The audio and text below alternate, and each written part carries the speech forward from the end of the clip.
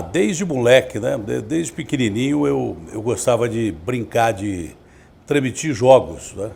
Eu joguei futebol quando era moleque, joguei não, fingia que jogava numa época lá em Ribeirão Preto que tinha o Sócrates, por exemplo, surgindo no futebol.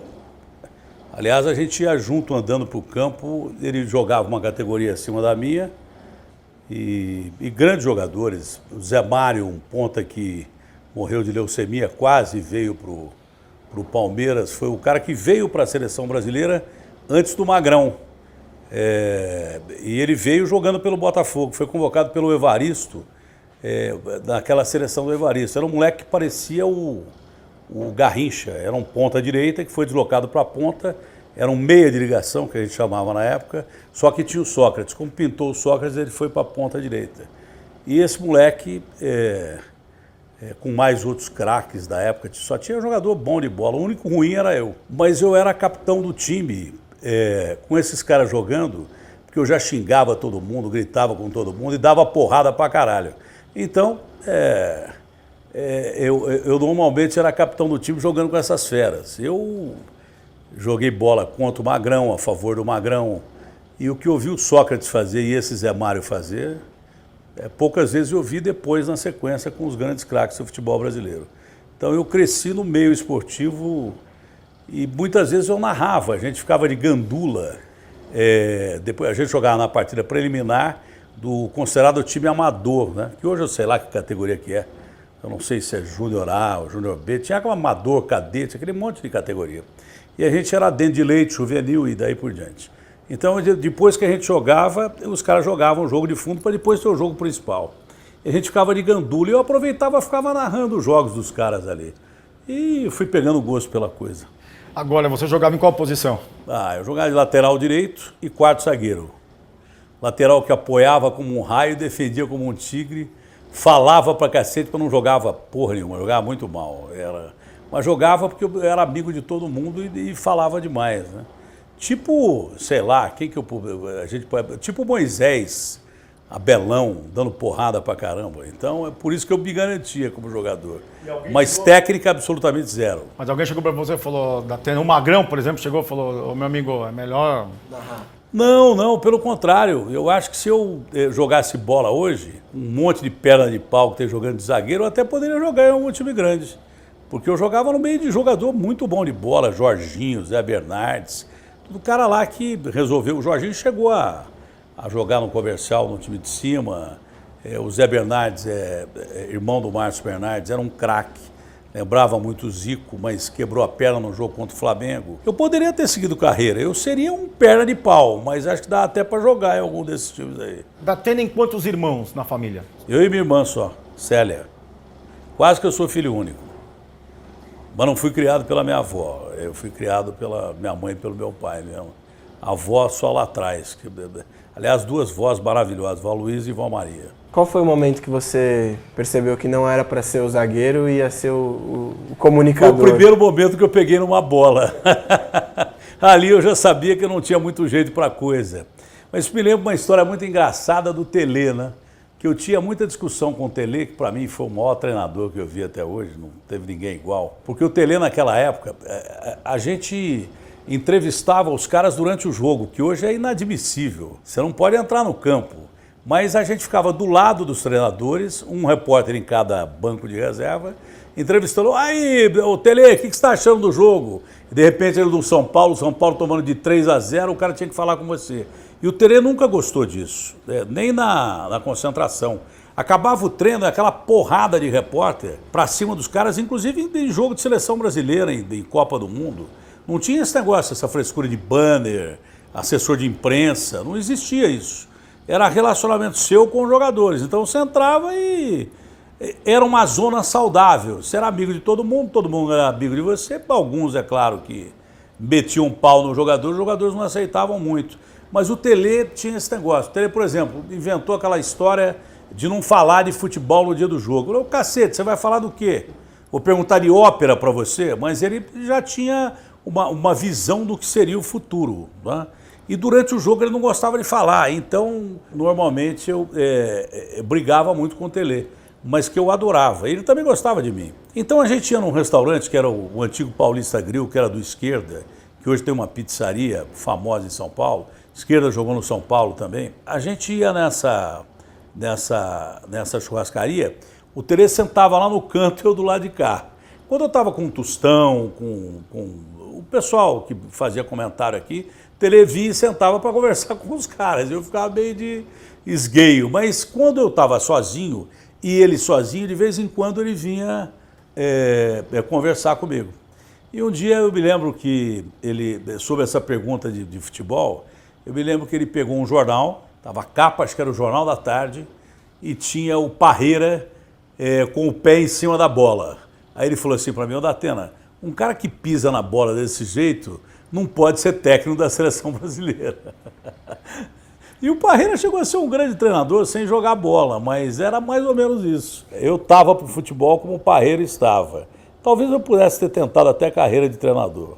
Seria um treinador disciplinador e tal, apesar de não entender muito de tática.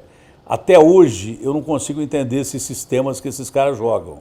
Eu entendi o 4-3-3, depois disso aí, lateral virar ala, ponta virar meia ou ala.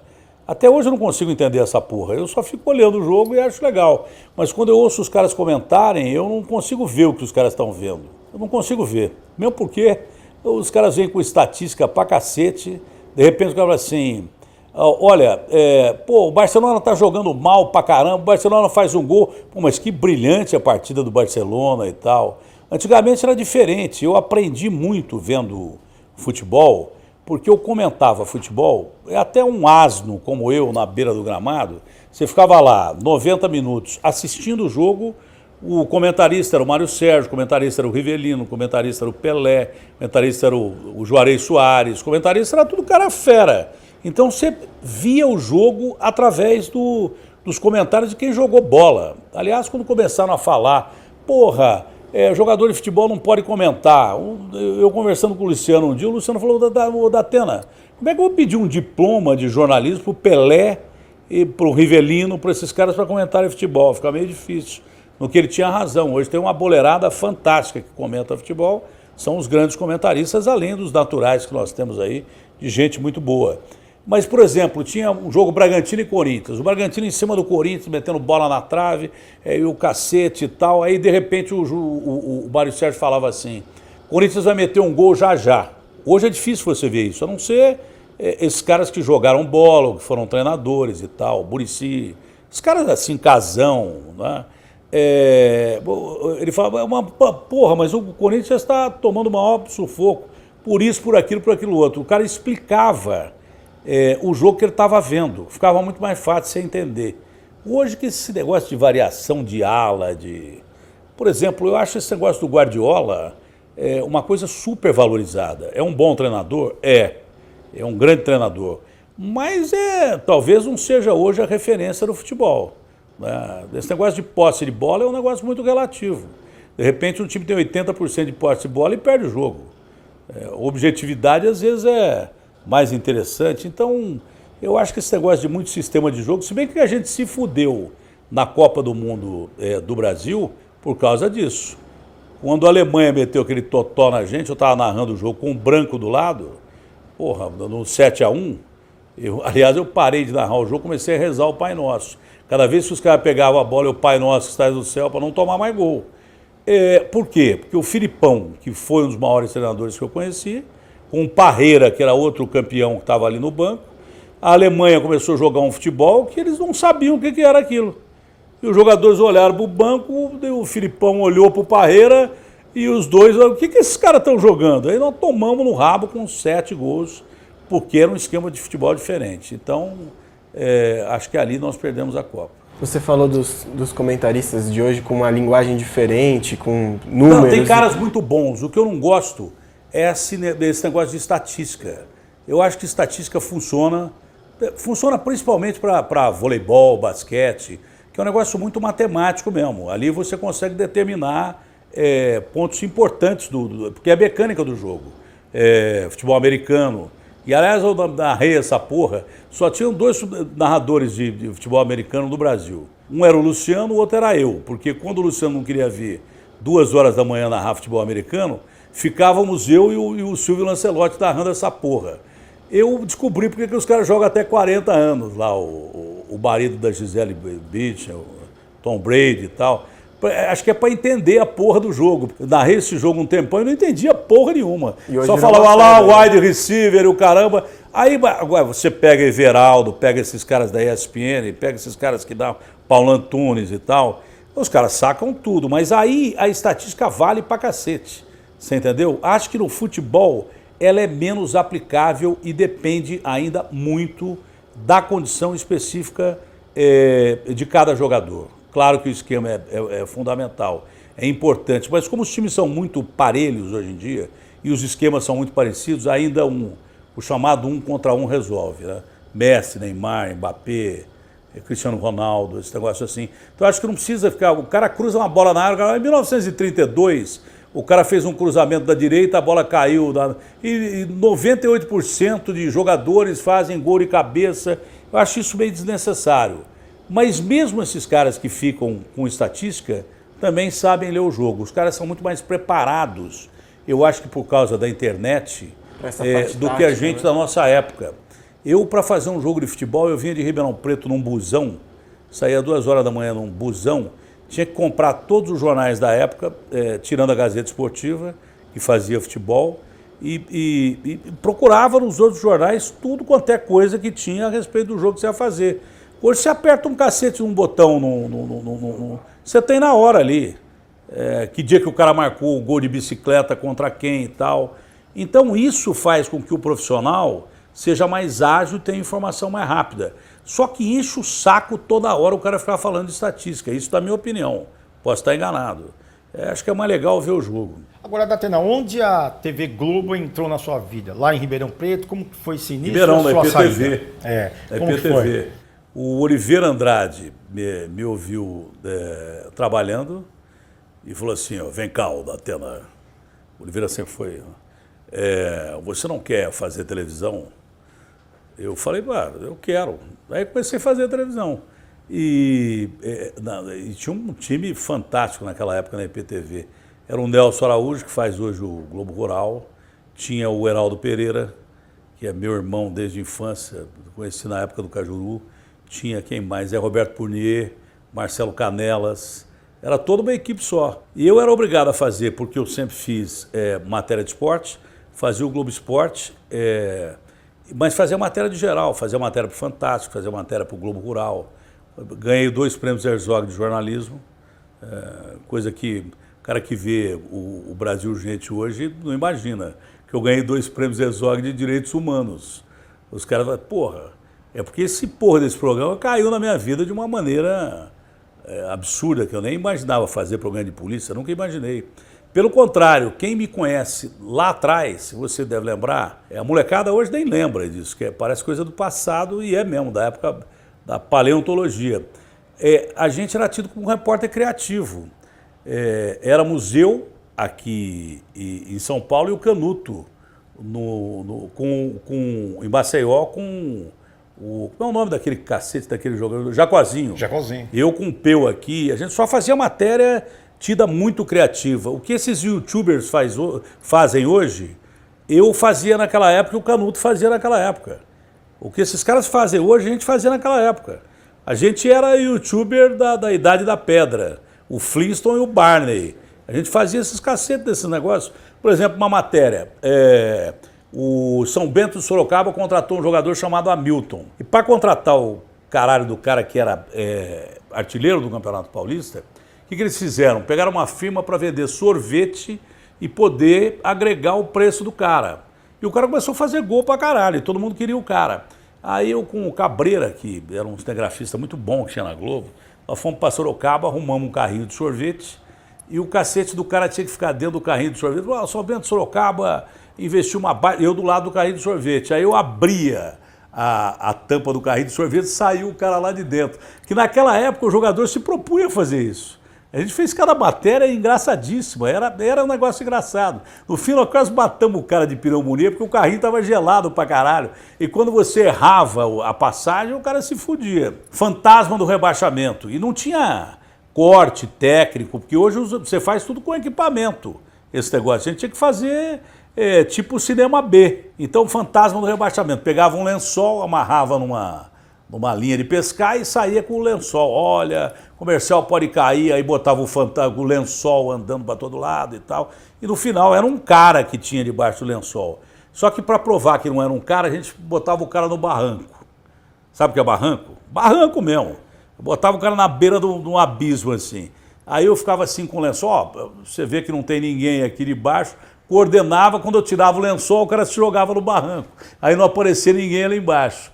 Era o efeito especial da época. Me lembra aquele cara que fazia aqueles filmes B horríveis, norte-americano, que se imortalizou com isso. Esqueci o nome do diretor. Quem trabalhou com ele teve o privilégio, que foi o Juarez Soares e foi o meu caso, né?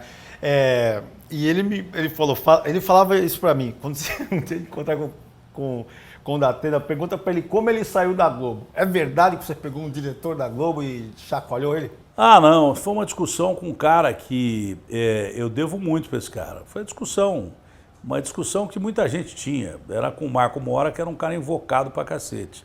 E eu nunca fui um cara muito legal também. Eu não sou campeão brasileiro de popularidade, nem de...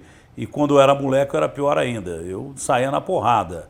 Mas com o Marco chegou a ser uma discussão, mas ele me ajudou muito, porque depois que eu saí da Globo, eu fui para Ribeirão Preto e eu não fui mandado embora da Globo de São Paulo. Eu voltei para Ribeirão, mesmo porque eu achava um saco viver em São Paulo aqui naquela época. Tinha problemas familiares, estava longe dos filhos e tal. E era um timaço que a gente tinha aqui na Globo. Era o Cabrini, Gilson Ribeiro, de repórteres. Eu, Ceará, tem mais uns caras fodidos. Era tão interessante trabalhar na Globo aqui, porque a Globo tinha um equipamento. A TV Globo tinha um equipamento. E a gente fazia o Globo Esporte, que era apresentado nada mais, nada menos que pelo Osmar Santos. Era o Osmar quem apresentava. E esse time de repórteres. Só que a gente tinha meia hora para fazer uma matéria. Ou você era criativo ou era muito bom tecnicamente, que era o caso de alguns. Acho que eu era o cara que mais fazia loucura e a molecada fazia mais a parte técnica. São caras brilhantes, Cabrini, Tomé, lembrei o outro, Gilson Ribeiro e tal, Andreoli, que a gente chamava de bonitão. Então a gente tinha que fechar uma matéria em 20 minutos. Se não fechasse, tinha que passar o equipamento para outro cara. Com o Marco eu tive uma ligeira discussão, acabei voltando para Ribeirão. Mas quando eu fui contratado pela Band aqui em São Paulo, que o Luciano me chamou, foi indicação do Marco Mora. Isso eu devo muito a ele, que ele ligou para cá e como eu tinha tido uma discussão com ele, o Paulinho Matius, que também já morreu, gozado que a gente começa a contar a história. Todos os caras que a gente conviveu já morreram. Então é bom você botar logo essa porra dessa entrevista no ar, quem sabe ela seja in memoriam. Mas o lance é o seguinte, eu estava sentado, eu tinha dinheiro para comprar um quibe, aquela porra daquela Zélia, lembra? Tinha confiscado o negócio de fundo de garantia, aí eu tinha saído da TV de Ribeirão, eu só estava com fundo de garantia e ninguém queria me contratar, porque eu tive uma rusga com o Collor na época, por causa de política e tal, e ninguém queria me contratar, e a Globo estava apoiando o Collor naquela época. Porra, eu tinha dinheiro para comprar um quibe e a passagem do ônibus, mais nada. Cheguei aqui, fiquei no banco esperando o Paulinho me chamar, o Paulinho Matius. Fiquei lá no andar de cima aqui, num sofazinho desse ou numa pendura desgraçada. Não tinha dinheiro para a molecada comer, já tinha 2 filhos. Tinha o Joel, o Vicente, éramos eu e a Matilde. Eu estava fudido, literalmente. Eu falei, puta, será que os caras vão lembrar daquela discussão com o Marquinho? Naquela época não tinha internet, não ficava saindo toda hora do UOL. Porque, pô, toda hora eu tô no UOL. Eu apareço mais no UOL do que o Marcola, caramba. Os caras só mandando além em mim. Bom, mas o negócio é o seguinte, aí eu falei, pô, quem sabe dar uma... Não, pelo contrário, é o melhor site do Brasil, eu adoro o UOL. É que eu faço cagada de vez em quando mesmo, isso aí eu não tenho dúvida, mas nada contra. Eu sou absolutamente democrático, mas inclusive nas cagadas. Agora, o lance é o seguinte, eu estava esperando, porque era a última oportunidade que eu tinha, que ia acabar minha grana, cara. E aí eu sentei na frente do Paulinho, ele tinha a língua presa, falei assim, ô Cagalho, tudo bem? Falei, tudo bem. O Luciano mandou te contratar, mas foi um cara quem ligou aqui. Aí ele falou para a secretária, lembra até o nome dela, Elza, liga para o Marco Mora. Eu falei, fudeu. Porra, eu estava esperando que não... Aí, de repente, ele me passou o Marquinho falou da Atena, eu que te indiquei. Então eu sou muito grato a ele por isso. É mais fácil cobrir de esportes, política ou polícia? Não, ao contrário, ao contrário. Eu acho que o cara que faz esporte faz qualquer tipo de matéria. E os caras que fazem outras matérias não fazem esporte do jeito que o cara de esporte faz. Eu acho que o cara que faz matéria esportiva é o cara mais preparado para fazer qualquer coisa que você pode imaginar. Cobre tudo. E geralmente sem absolutamente nada. Hoje em dia, com informação, eu imagino como é que a gente seria naquela época. O Juarez era repórter, pô. Eu era repórter, o Eli Coimbra era repórter, Flávio Prado era repórter, Faustão era repórter. A gente rolou fio um do lado do outro. Então eu imagino essa molecada daquela época, esses caras daquela época, molecada. Hoje os caras estão com a minha idade, 60 anos, 62, 63, 66. Imagino esses caras com os recursos de hoje, né? É o mesmo papo que você fala de Messi, Pelé, aquelas comparações meio malucas, mas que tinha Pelé pra caramba naquela época na imprensa, tinha. Eu sempre achei que todo cara que saiu do esporte para fazer outra coisa se deu bem. Mas o contrário, a recíproca não é verdadeira. O cara que faz política não faz esporte tão bem. O cara que faz... Enfim, eu acho que o cara que é preparado para fazer matéria de esporte faz muito bem. E onde que tem mais problema de corrupção, no esporte ou na política? Ah, tudo a mesma merda, velho. Aí o cara fala assim, porra, você faz matéria policial. Porra, tem uma corrupção desgraçada no futebol. O futebol brasileiro até hoje o último processo que eu levei foi do Ricardo Teixeira, que ele queria que fizesse o estádio do Corinthians, senão, porque ele brigou com o Juvenal. Senão não ia ter Copa em São Paulo. Eu falei, pô, manda ele enfiar essa merda no... Primeiro que nós não precisamos de Copa no Brasil. Isso eu falei pra ele, falei pro Lula na época. Falei, o Brasil não precisa de Copa, nós estamos numa merda de dar dó, que não vamos fazer Copa do Mundo aqui, gastar dinheiro com estádio e tal. E o Ricardo Teixeira me processou porque eu xinguei o Ricardo Teixeira. Aliás, uma das minhas testemunhas de defesa, que eu agradeço muito, foi o Romário, o baixinho, foi lá e xingou mais ainda o Ricardo Teixeira do que eu tinha. Porque eu achava que não precisava fazer o estádio do Corinthians para ter Copa em São Paulo. Se ele quisesse, faria no Morumbi ou não tinha Copa em São Paulo. Pô, dos 12 estádios que nós tivemos, a maioria virou pasto e 10 estão com problemas de corrupção. Dessas empresas canalhas, que inclusive o Odebrecht, que construíram esses estádios, legado da Copa que não tivemos nenhuma. Nem de Olimpíada, nem de porra nenhuma. Lembra as matérias de Olimpíada que o cara pegava a medalha de ouro, 2 dias a medalha estava verde, era ecológica. Depois acharam 2 quilos de ouro com o Nussmann lá na Suíça. Então, a corrupção no futebol brasileiro sempre foi uma coisa existente. Política e polícia é quase que foneticamente a mesma coisa. Então, tem bandido pra caramba na política também. Então, você fazer um programa de polícia não é muito diferente do que cobrir esporte e política. Mas polícia é um saco que eu caí para fazer esse tipo de programa, é muito difícil. Eu caí de paraquedas para fazer esse programa, não tinha alternativa. Senão, eu não faria nunca. Você ainda gosta de fazer? Do quê? Polícia? Eu nunca gostei de fazer polícia, eu sempre odiei fazer polícia. É que eu estava numa equipe de esportes lá da Record, o Lafon, o finado Lafon, que deu chance para o Ratinho, deu chance para o Raul Gil, deu chance para todo mundo, gostava muito de mim. Ele me chamou um dia lá e falou assim, olha, o bispo quer que você faça o Cidade Alerta. Eu falei, eu não vou fazer essa porra desse programa não. Eu não sei fazer polícia, eu nem via noticiário policial, só fazia esporte, matérias engraçadas. Eu era o cara que ia na Copa e não via um jogo, Copa de 90 eu não entrei num estádio, eu só fazia ambiente, só fazia matéria, desentortava a Torre de Pisa, entrevistei a Titiolina. Tanto que na época a Globo mandou para a Copa do Mundo o Chico Anísio. E saiu na página amarela da Veja, se vocês procurarem vocês vão achar, porque não eram páginas amarelas, saiu página amarela. A minha foto com a Titiolina do lado, dizendo que eu estava fazendo uma cobertura humorística melhor que a do Chico Anísio, que eu achava impossível, sempre foi o meu ídolo, entendeu? Eu fazia o tal de repórter surpresa, que eu fiz na Olimpíada e tal. Olimpíada também, eu não via nenhuma competição, só ficava fazendo matéria de ambiente, que é antítese do que eu faço hoje. Hoje o cara me olha e o cara já viu o cara sendo esfaqueado, levando tiro, boiando na água e tal. Antigamente o cara, se bem que não sei com o que mais a minha personalidade combina. Hoje em dia o cara me vê e sai correndo. Antigamente o cara me via, dava aqueles puta tapão na orelha no mercado e tal. Aí Datenão, porque eu fazia matéria de sacanagem, de brincadeira, os caras achavam que eu era um cara engraçado. Eu era um cara engraçado na TV, mas eu sempre fui um cara invocado. Então acho que é por isso que eu me adaptei bem na polícia. Agora, o que enchia muito o saco era o cara que chegava para mim. Aliás, o Zé Simão me chamou de... como é que é? De Galvão Bueno das enchentes. E ele tem razão, porque eu narrava enchente, nem Noé narrou tanta enchente como eu. Mas o cara me vinha do lugar, ô Datena, vai chover hoje? Eu falei, sei lá, porra, pergunta pra meteorologia. Quem é aquele jogador simpático, que foi bacana, que você nunca... Meu, daquela época nossa, era difícil achar um cara antipático. E dos mais antipáticos eu acabei ficando amigo. Na época, que eram antipáticos a mim, na época. O Mário virou meu irmão, Mário Sérgio. O Leão virou um amigo meu depois. Mas o Neto era meu irmão desde aquela época. Rivelino, Sócrates, Gerson. Eram todos meus amigos. Tostão ficava comigo direto no hotel que tem aqui na Giovanni Gronchi. Isso foi o que eu achei de mais legal na minha carreira.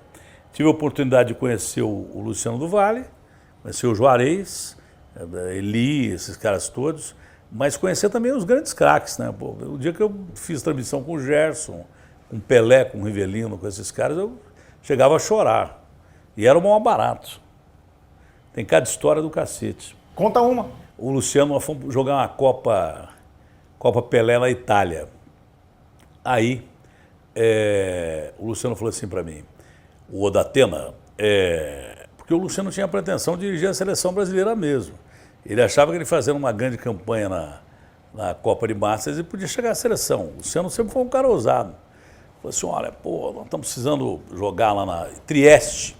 Trieste era uma cidade que era fantástica no começo do século passado. Morava James Joyce, morava a nata da cultura mundial, morava lá em Trieste. Hoje é uma cidade que está em decadência, né, há muito tempo. Tem mais pessoas velhas do que novas e daí por diante.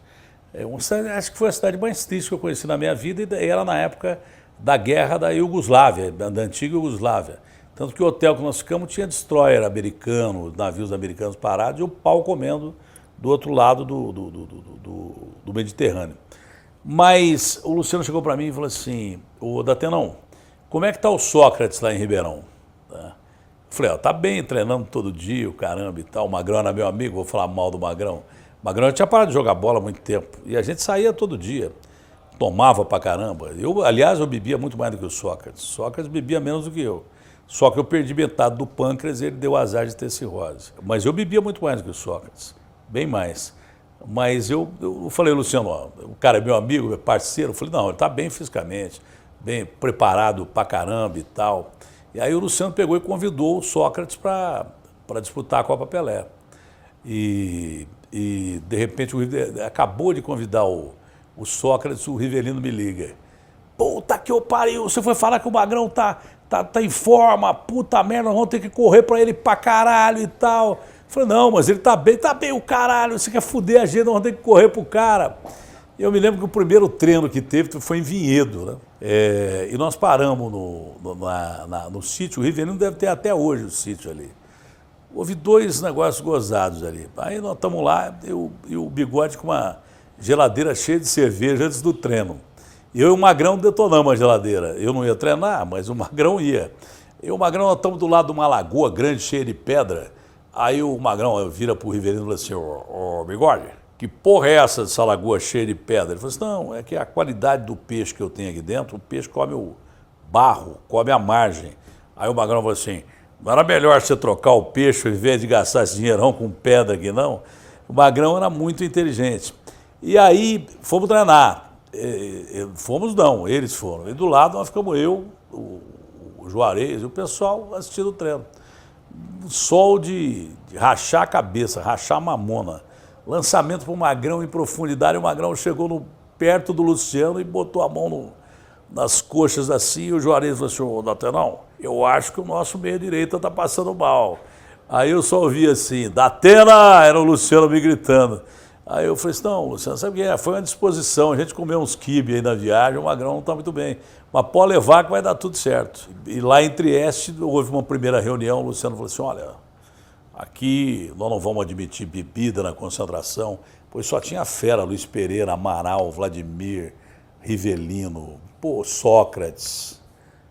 Mas a proibição do Luciano não deu meio certo, porque acabou a preleção, nós entramos na cachaça. Moral da história, o Magrão jogou 30 segundos, deu distensão, não jogou a Copa inteira. O Bigode falou assim, não falei pra você, pô? Mas o Magrão acho que foi um dos mais geniais que eu já vi jogar na minha vida e o melhor caráter que eu conheci de todos os caras. Eu nunca conheci um cara igual ao Sócrates. E entre os narradores de hoje, você citou agora há pouco o Everaldo e tal, quem que você acha que é o novo, o cara que vai ser a nova figura? Não tem. São todos caras muito bons, mas eu não vejo um que se destaque mais que os outros, né? Eu gosto muito do Kleber, que é meu amigo, do Luiz Roberto, que eu conheço de há muito tempo. E essa molecada nova é toda do mesmo nível, mas um bom nível. Os caras são muito bons. São muito bons porque são bem informados, eles te fazem ver o jogo, entender o jogo, para qualquer tipo de narração. São muito bons. Não tem um cara como o Luciano, não tem um cara como o Galvão, não tem um cara como o Silvio Luiz, mas eles todos são muito bons, num nível muito bom. Eu gosto muito deles. Eu só assisto futebol em televisão e não vejo futebol do Brasil, só vejo futebol internacional. Muito porque eu fiquei 40 anos na beira do estádio vendo futebol brasileiro, então eu só vejo futebol internacional. Então eu acompanho demais ESPN, Fox, esse canal Esporte Interativo, acompanho demais. Acho os caras no mesmo nível, assim, muito bom. Mudou muito na sua análise, na sua opinião, porque eu observo que hoje o jornalista, enfim, parece que ele tem que ser artista, né?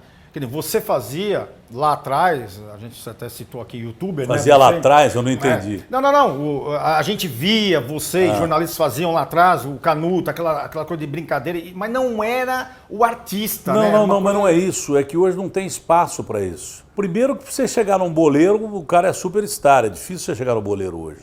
E segundo, que os caras têm que se preservar mesmo, porque hoje todo mundo tem telefone celular. Antigamente o cara saía aí numa boate, não era gravado pelo telefone celular, a vida dele não era tão exposta.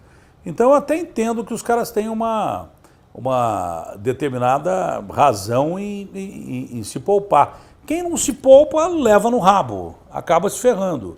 Quem começa aparecendo muito, por exemplo, o Neymar. O Neymar, para mim, dificilmente vai aparecer um cara com a habilidade do Neymar. Eu não vejo ninguém que tenha a habilidade do Neymar. Não vejo o Messi, não vejo o Cristiano Ronaldo, não vejo nada. Mas o Neymar virou um negócio assim que é um produto de consumo violento. Ele é um cara que ele é um marketing enorme em cima do cara. Então não sei até que ponto o cara consegue sustentar isso e jogar bola, né? E ele deu um azar terrível que ele não se machucava, mas depois daquela contusão dele, que deve ter dado alguma zebra ali, eu até encontrei um preparador da seleção antes da Copa do Mundo e perguntei para esse preparador, falei, o Neymar vai jogar a Copa mesmo? Não, vai, tá bem.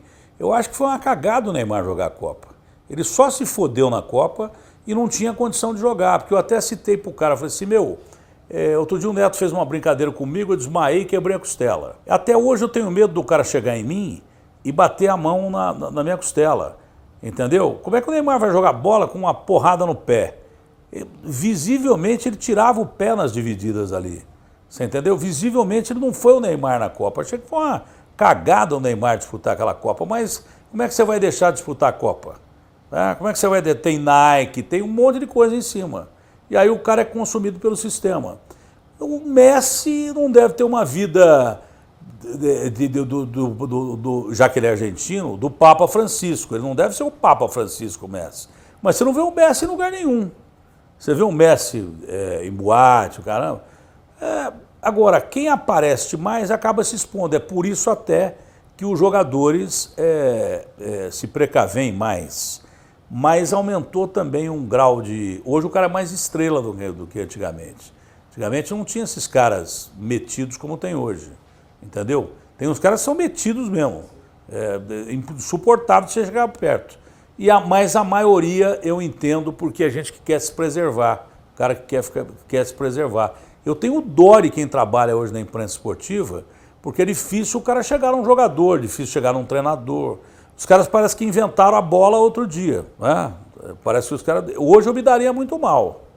Hoje eu, puta que eu pariu, eu ia sair na porrada com gente todo dia. Porque os caras são malas pra caramba, muitos.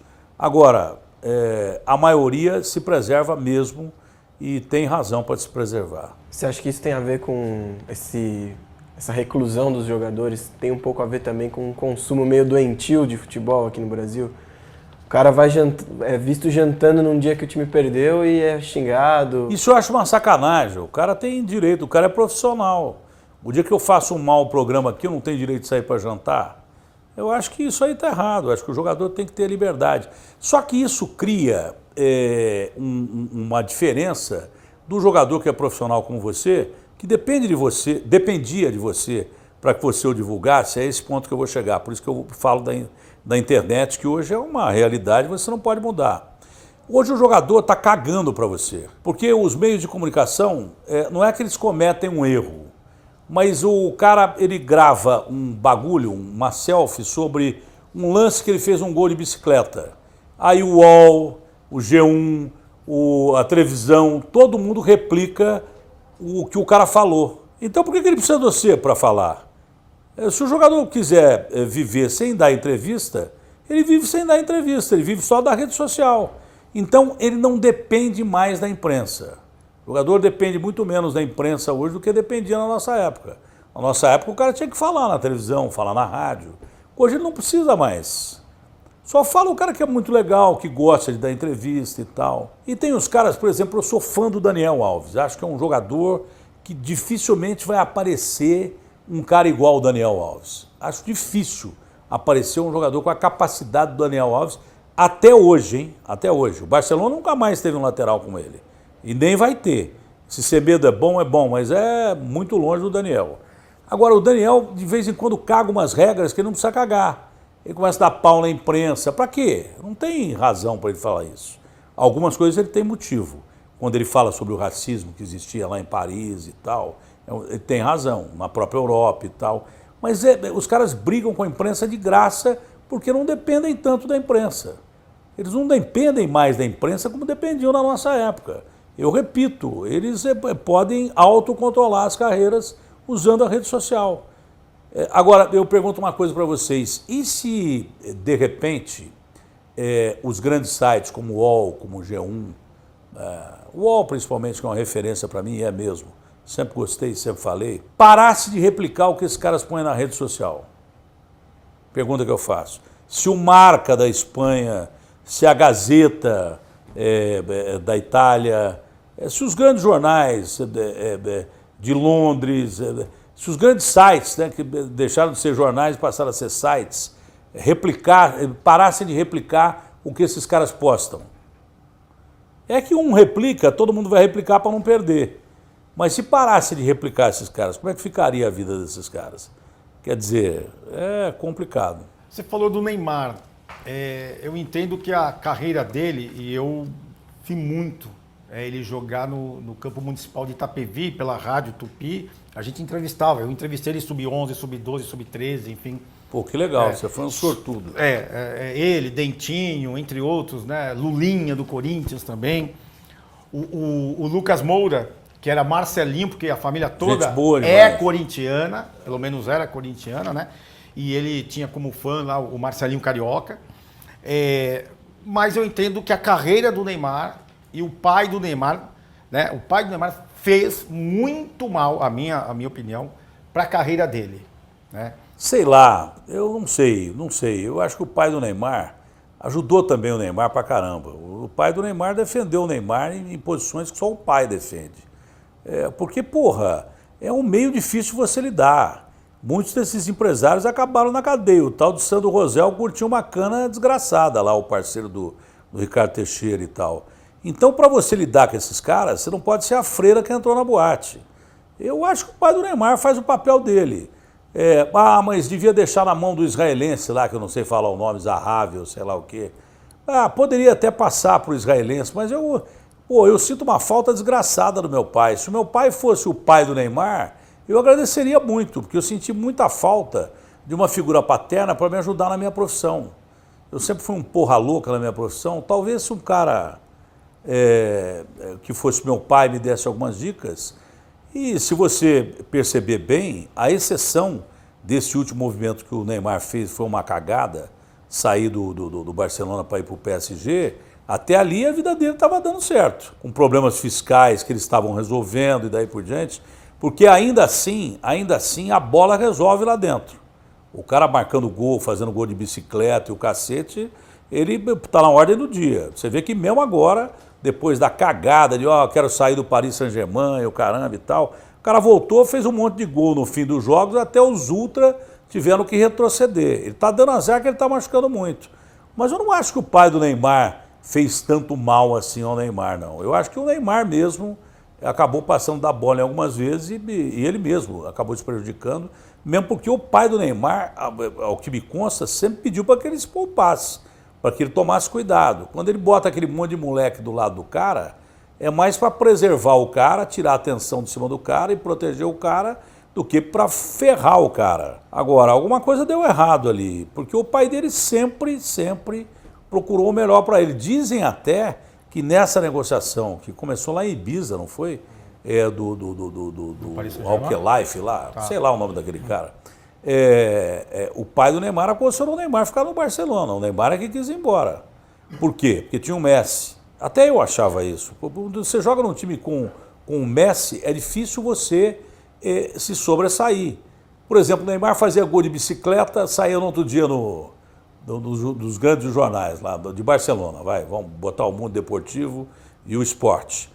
Essa capa, Messi chutou uma bola na trave. O Neymar fez 3 gols, driblou 4 caras, Messi acena para a torcida. Então o cara vai ficando puto. E tem a impetuosidade dele, que era mais jovem. O cara quer pular etapas. Se ele fica na dele, e ele ficou amigo do Messi, e é amigo de verdade, do Luis Suárez e tal, o Messi vai parar mais cedo que ele. Ele seria o Messi do Barcelona. Deu cagada em ir para o PSG. E acho que o pai dele percebeu isso. Aliás, a primeira notícia dele sair do Barcelona foi para mim quando eles me chamaram. Eu acho até que com esse objetivo. Estávamos eu, Mauro Naves e o pessoal da ESPN dos Estados Unidos, naquele jogo que eles fazem lá na Praia Grande, aquele futebol de 5. Eu entrevistando. O lance de entrevista, você já reparou que o cara fala assim, porra, o cara é um puta no entrevistador. Eu acho que dificilmente você tem puto entrevistador.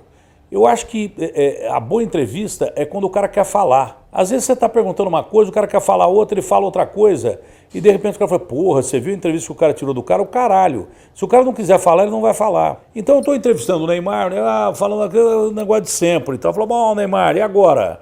Você vai renovar com o Barcelona? Ele pegou, deu uma parada para a câmera. Falou, não sei, Datena, porque foi a primeira vez que ele falou isso.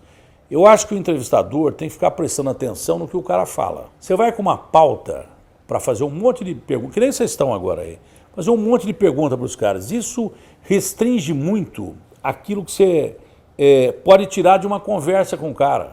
De repente o cara está querendo falar uma coisa que não está na sua pauta. Aí você quer adequar a porra do papel que o cara está falando. Aí o cara falou uma coisa que não estava no esquema, porque há muito tempo eu deixei de levar a pauta para fazer a entrevista. De vez em quando levo, quando me sinto meio inseguro com alguma entrevista. Mas o cara falou assim, não sei. Quando ele falou pela primeira vez, que eu acompanho sempre os sites internacionais, que ele colocava em dúvida renovar com o Barcelona, eu falei, peraí, você não está querendo renovar com o Barcelona? Isso foi antes, de pintar a notícia que aquele menino do esporte interativo deu, mas muito antes. Tanto que eu botei no programa do Neto, o Neto falou assim, o Neymar vai sair do Barcelona. Depois da entrevista que eu fiz. Eu até encerro a entrevista assim, era a época de fim de ano, acho. Assim, olha, o Bartomeu, toma cuidado aí, que é perigoso o Neymar sair do Barcelona nesse Natal, hein? Não vai comer peru aí e tal. E de fato aconteceu. Então, essa decisão do Neymar, me parece que foi a decisão mais equivocada que ele podia tomar na carreira dele. Porque ele está apanhando muito mais lá no futebol francês. Aquele técnico, que eu sempre gostei do Neymar jogando bola, quando eu estava assistindo Olympique de Marseille e PSG, 3-1, os caras dando porrada pra caralho no Neymar, o tal de Payet e companhia limitada, os caras pegando o Neymar, que é o clássico mais Não é o clássico mais fudido que tem lá, porque o PSG é um time novo, mas é um dos grandes clássicos que existem na França. O PSG pelo poder, não pela história, e o Olympique de Marseille, que é o Olympique de Marseille. Tomando de 3-1, os caras dando porrada no Neymar. E o técnico, qual é o nome desse espanhol que está no Arsenal? É o Emery. Falei, por que esse porra, eu assisto televisão sozinho e fico discutindo comigo mesmo. Por que esse porra desse técnico não tira o Neymar? Mas não deu 2 segundos, o cara vem e pisa no pé do Neymar e quebra o quinto metatarso do cara.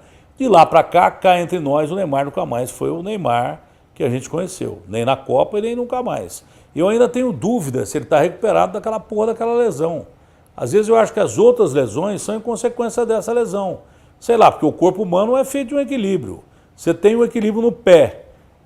De repente, quando você não tem a firmeza no seu pé, não tem acredito eu, até por uma questão de física, aí você tem uma ruptura do bíceps femoral, que eu não sei que merda é essa. Aliás, o Marco Mora sempre falava.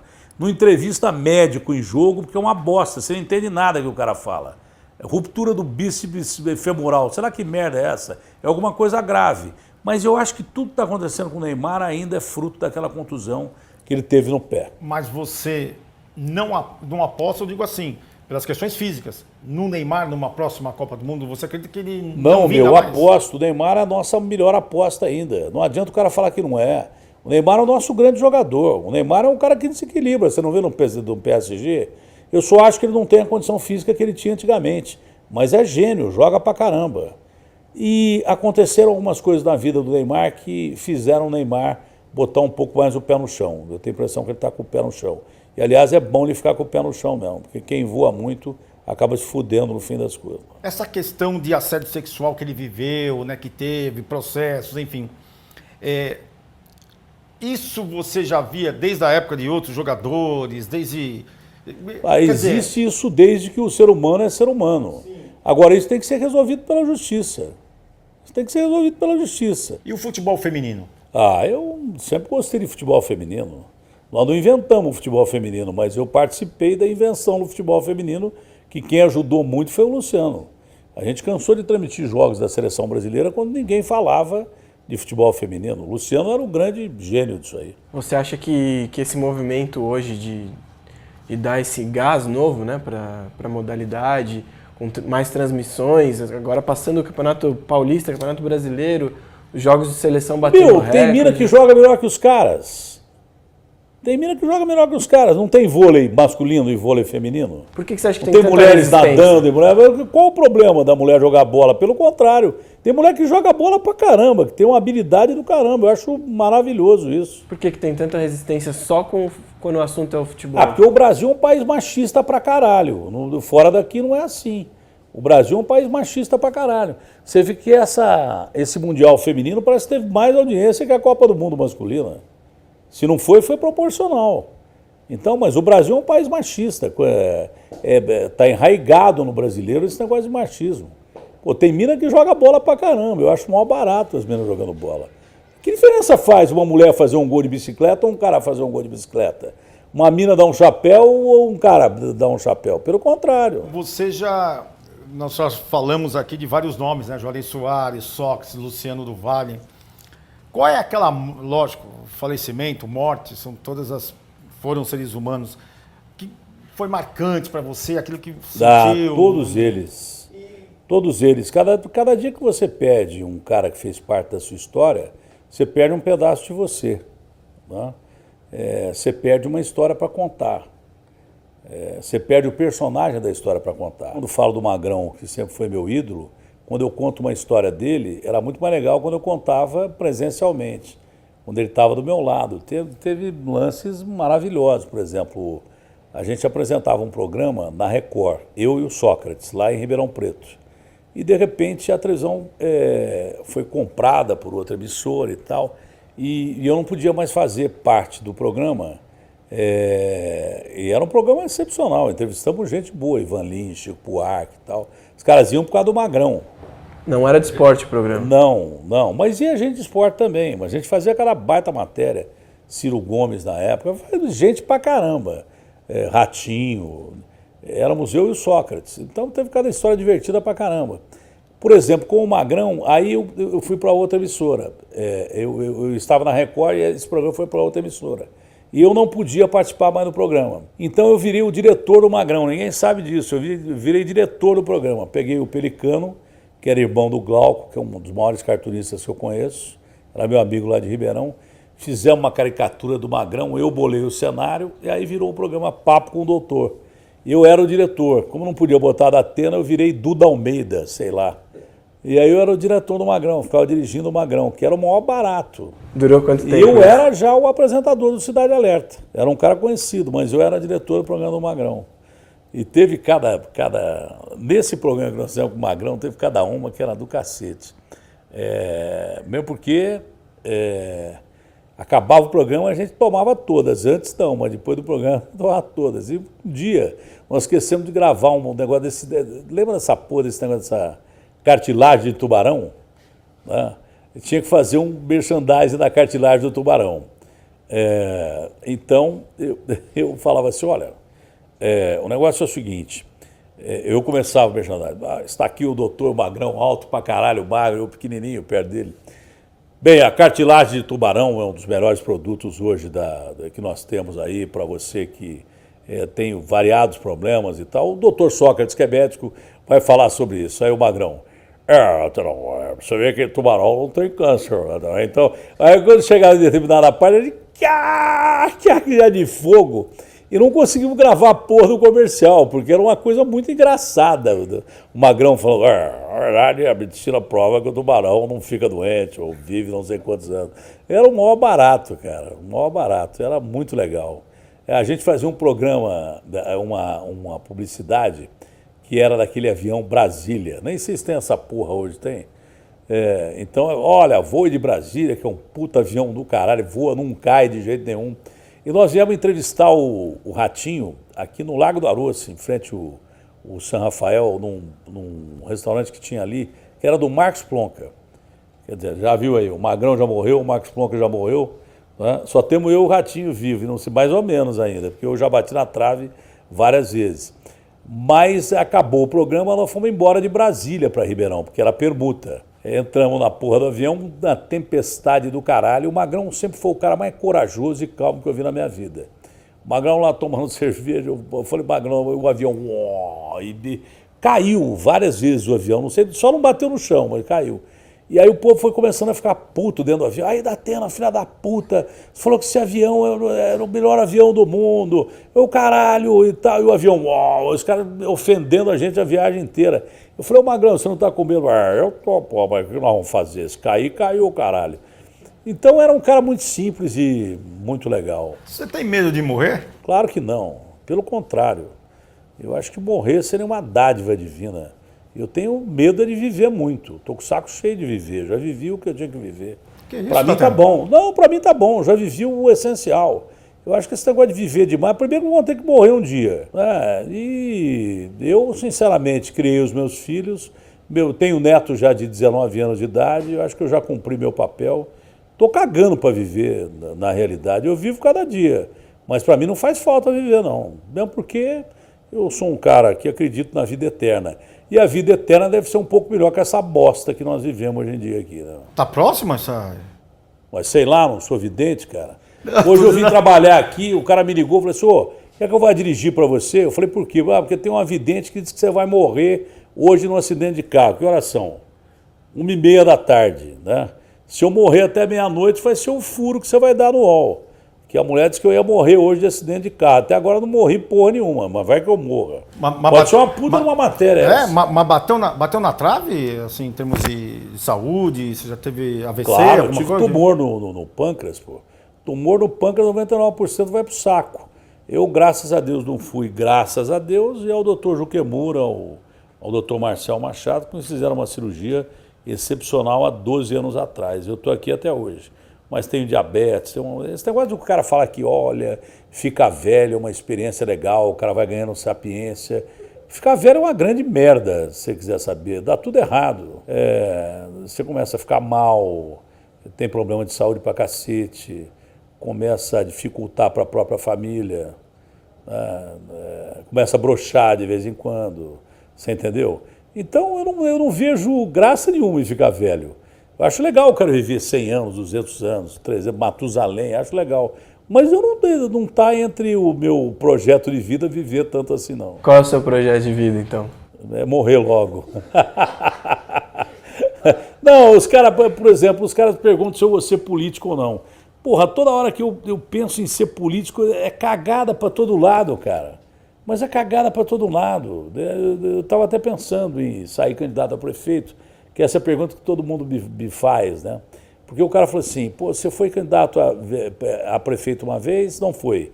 Foi candidato ao Senado? Não foi. Não é verdade, fui pré-candidato. No meio do caminho eu descobri coisas que realmente não valia a pena. Pô, vou ter que conviver com esses caras aqui, não vai dar certo. Eram pessoas que não ia dar certo se eu convivesse com aqueles caras. Quanto à prefeitura, realmente, todos os caras conversaram comigo, direita, esquerda, centro. Hoje eu conversei com um cara do centro.